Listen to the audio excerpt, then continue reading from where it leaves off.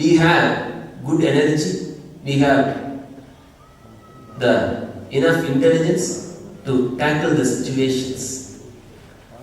Master used to tell, you and me are one and the same. I know how to live with problems. You don't know how to live with problems. And in another area he tells, enlightenment is nothing but living with the problems, not solving the problems. Because solving the problems is not possible. The problems will be existing. This side the bad nutrient will be there, that side the good nutrient will be there. If the cell is intelligent, it will go to the good nutrient and it will take. Why should confusion? There is no need of confusion. Since the cell is not able to decide, the cell got confused. In the same way, we also get confused. We are not able to take decisions, that's all, nothing else. Our whole problem stands in one area. We are not able to take decision. If we take decision, we are king. He is king because he is taking decisions continuously. We are remaining the same way because we are not able to take the decisions continuously. And in one more dimension, this Ananda initiation is not just activating your automatic intelligence. It's connecting with the cosmic intelligence. This very opening is an activation for your automatic intelligence. In another way, the same opening is acting as a connection for the cosmic intelligence which runs the whole show. By the Ananda initiation, your Ananda is connected with the cosmic Ananda. You become a part of Ananda when you heal. Master is called as master because he is part of the cosmic energy. Because he is part of the cosmic intelligence. Not even part, he is that. He is the center of it and he is radiating it. In Vijnana Vairava Tantra, Shiva says, you are the center of the universe. This statement is applicable to 600 crore people existing in the world, not for a single person. You are the center of the universe. That means 600 crores centers of the universe are there existing. But it can't. Center means it can be one. Then only it can be called a center. Otherwise it can't be called a center. We can call this point. But Shiva clearly declares, you are the center of the universe. He declares very clearly, you are the center of the universe.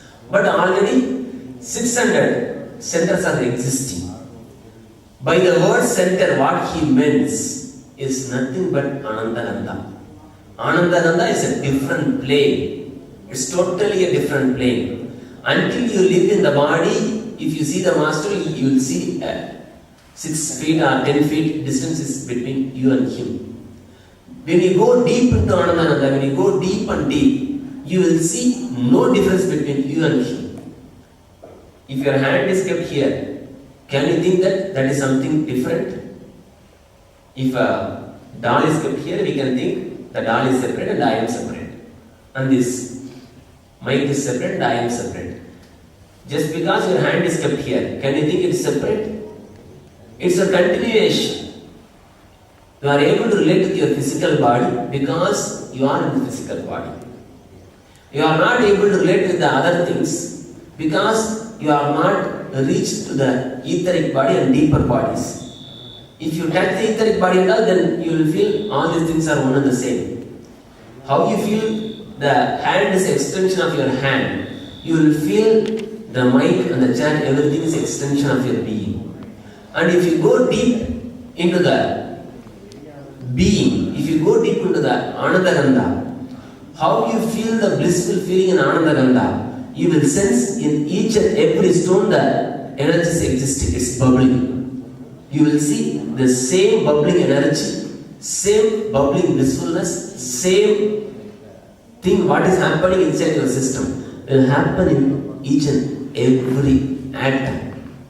You will see no difference between you and me. That's why the master says, Ishanavashyam idam sarvam. Whatever existing is energy. Everything is energy. There is no difference between the matter or the non-material thing. There is no difference between the animate and inanimate. Everything is one and one, because everything is having the same energy. Same Ananda Ganda energy is existing everywhere. Actually, that one energy, Ananda Ganda energy, runs the whole show. Nothing else. That one Ananda Ganda energy runs the whole show. When you realize, you become that energy. Until you realize you are something different, that energy is something different. Once you realize, you become that energy. And you becoming that energy, that is what mentioned as you are the center of the universe. When you get that state, you realize, you feel that you are the center of the universe. Because you are part of that Ananda Ganda. Actually, we are part of that Ananda Ganda. This body is not us. This mind is not us. And even the so-called being is not us. You are beyond these three, and the energy, not even energy, beyond all these three and energy which is witnessing the whole scene. That witness is what the Ananda Ganda energy. That is what Ananda Ganda. This Ananda Ganda is existing everywhere. The enlightened people are continuously alive. 24 hours they are in bliss. They radiate the healing energy, they radiate compassion, they radiate love, everything. Because they are able to have that continuous channel and connection with the cosmic energy, with the cosmic intelligence. We are not able to, because we are not having that connection. Since that connection is missing, we don't have fuel to run the life. That this energy is the fuel to run the life. That is not there. We get the fuel energy as in the very small increments of pleasure. When we take a sweet, when we hug somebody, when we see a scenery, when we go to excitement, we get a little bit. When our ego is activated, or when our ego is pricked, both fear and greed, all these things makes that energy to ooze out little bit. All our life is running because of the oozing out of that energy, nothing else. That oozing out of energy makes us to run the life. But the masters have a stream of consciousness connection. The stream of bliss energy is continuously flowing in them and through them and to the world.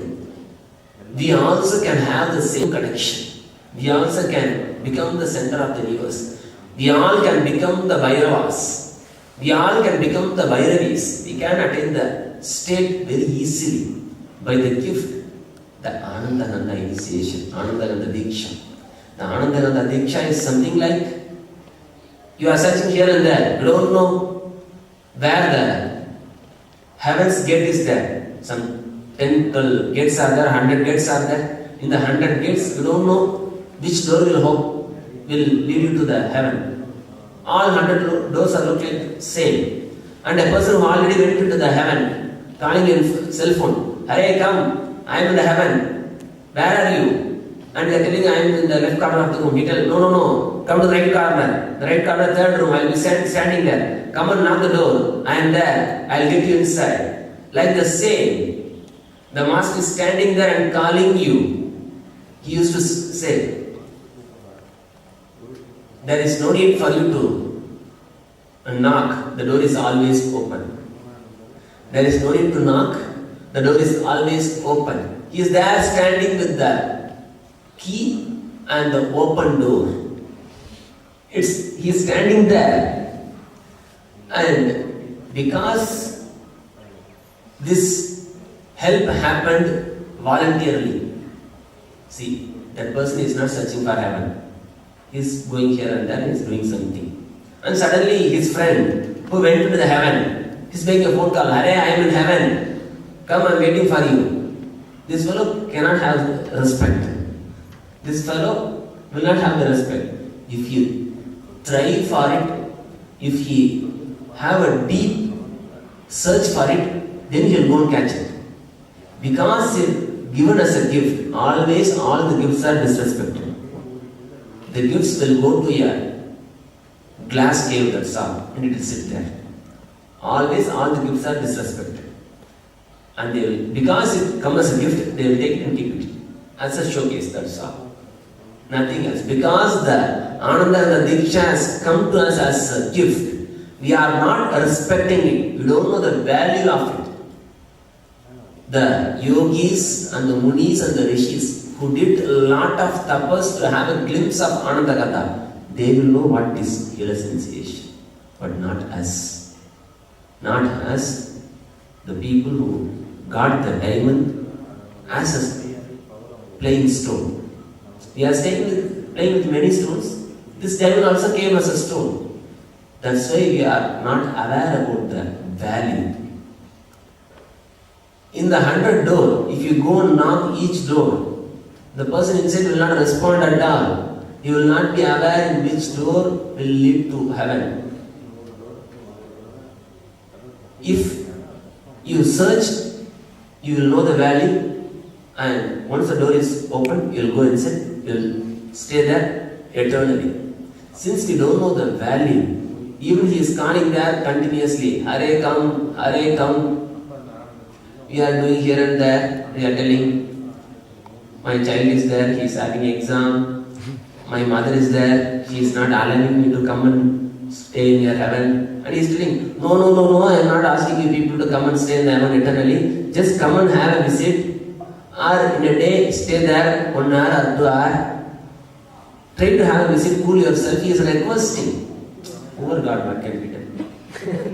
Poor God. Since he is compassionate, he can't do more than anything. He can maximum what can do, he can beg that sir. If at all you become a disciple, he can shout. Because we are here, he can shout. He can't go anywhere else. So he can shout. To you people, if he shout, what will happen? This visit also will be reduced. The visiting frequency also will be reduced. So since the God is so poor, he can't do anything. He can beg you maximum, that's all. Hare, why don't you people do Ananda Ganda Dhyan every day? Try to live in Ananda Ganda, the Father. Only I gave the initiation. I used to see in all the meetings, either a direct way or indirect way, he tells this message. And I see continuously people miss this message. Nobody catches this. People miss this message continuously. The only reason it reached them as a gift, that's all. Since it reached them as a gift, the value is not in the people's mind, and they continuously miss, and the same miss life is going on. The life is missed totally, and it's going on the same way. No improvement is there. Because the initiation by its own effect, by its own nature, it gives some goodness, that's all. We are not using it. We are not using that energy. We are not using that opportunity. The door is open. We are not trying to go inside and live inside. In a very distant area, we have a darshan. When you do healing, you have a darshan of Anandananda, that's all. Whenever you do healing, you have a darshan of Anandananda. You are not going there and standing there and living there. If you go and stand and live, you can't even talk. It is such a blissful experience. It is such an energetic experience. Master have given this course and he asked me to conduct. When he gave this message, I didn't practice. When he gave the whole content, I didn't practice. Few weeks before, I practiced this whole just what he gave. I said to you, I am not able to withstand that bliss and the energy, the expression happened inside the body. And I tell you frankly, I didn't practice more than 6 hours. Since I had continuous classes, I was not able to dedicate the time continuously in the ashram more than 6 hours. Because after 6 hours, some very emergency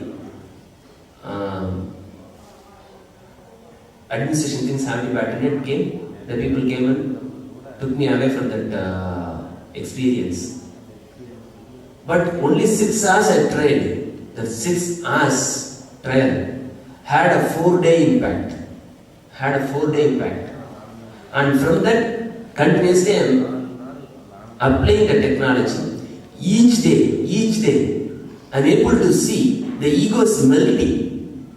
How in front of the fire, the candle is melting. The ego is melting, simply it is melting. To get the ego melting, I was doing lot of tapas.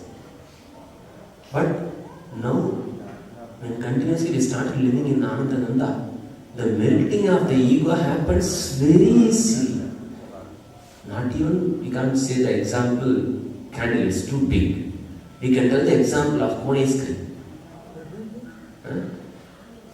If you keep the ice cream outside from the fridge, that's all, it will start melting. The same way it happens. The ego is not able to stand in front of that energy. In front of that consciousness, the ego is not able to stand. It simply disappears from the system. So living in Ananda is not a meditation technique. It's not a meditation camp. It's a very lifestyle. It's a very lifestyle. It's the ultimate gift. It's the ultimate goal. It is what we are going to live. Maybe today or tomorrow or day after tomorrow. But this will be our reach. This will be our goal. Doing, thinking, eating, calling, shouting, whatever you do, doing from Ananda. From that angle, from that base, from that plane, is what the ultimate technique Master wants to give each and everybody of us. Living in Ananda is not a small technique. It's a transformation zone itself. We can't call it as a technique. It's a zone. In this time, in this living in Ananda time, is the transformation zone. Like how the environment affects the cell. If it is good, it attracts. If it is bad, it disapproves. In the same way, this very transformation zone, living in Ananda, that very zone will transform you. Will transform you from the root, from the deep of the samskaras, it will start doing its own changes.